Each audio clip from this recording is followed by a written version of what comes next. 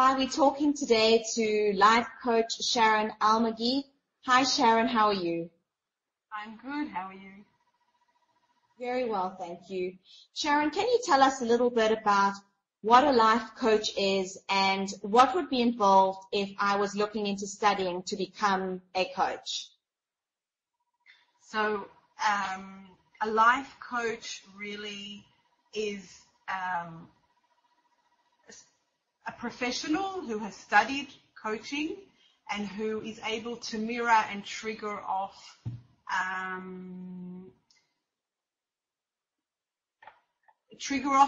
a process where the coachee is really able to think, gain clarity, have insights, and those insights lead to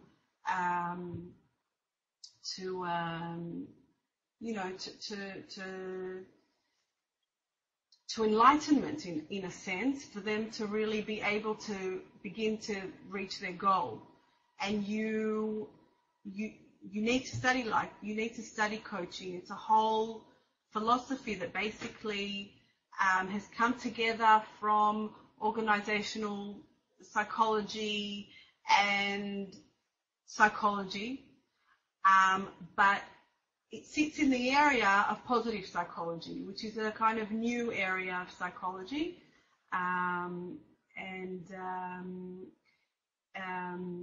it basically says, philosophy in, I suppose, a sentence, says, okay, we're aware that people have issues and they can go to psychologists to talk about them, issues of mental health. But there are also people who are normative and have issues that they meet as life, I suppose, progresses. Happens. Like life happens, and you have issues that you need to kind of deal with, and therefore you don't necessarily. You can also deal with these normative issues, and the area would be coaching and not necessarily like the mental health.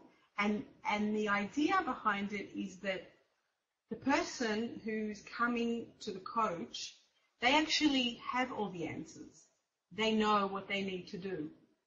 And that's very different to other not other psychologists, because I think psychology in general believes that people, are holistic beings and they know whatever, but coaching specifically says, and when you learn coaching, you really learn that the person sitting in front of you, they know what they need to do. Sometimes they need a trigger. Sometimes they need a mirror to allow that process to begin, because it's all in there. And you need to understand that philosophy. And in order to be a good coach, you need to understand that philosophy, because you don't have all the answers. The coachee does. And you need to listen. And to get all. Where did you study to become a coach, and how many years did it take? I studied coaching at a school called Gomer, which is in Ramat HaSharon, near Tel Aviv.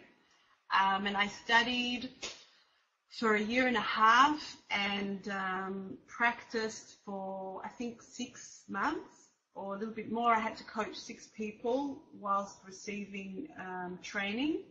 And then I was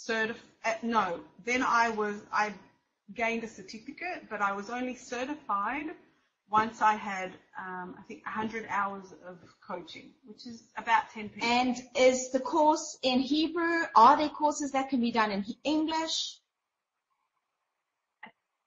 I think there are courses in English. I don't know exactly where, but I know that there are. But I did it in Hebrew. Now, you said earlier in one of our previous interviews that you started off in informal education.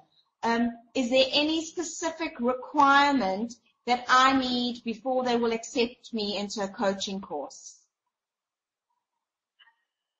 Unfortunately, I don't think there is.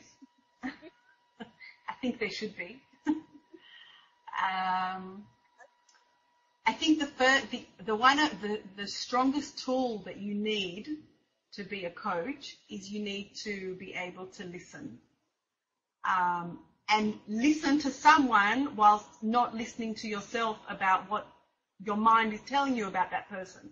Meaning clean listening. Where can I find a life coach? Wow, you can find them anywhere. There are many. You can find them on the web. Yeah, on many websites. There are also forums, quite a few forums in Israel that have a list of coaches, and I also coach at the Gome school. So the Gome school has like its list of coaches and... Thank you, Sharon. Anyway. Thank you so much for talking to me today. You're welcome.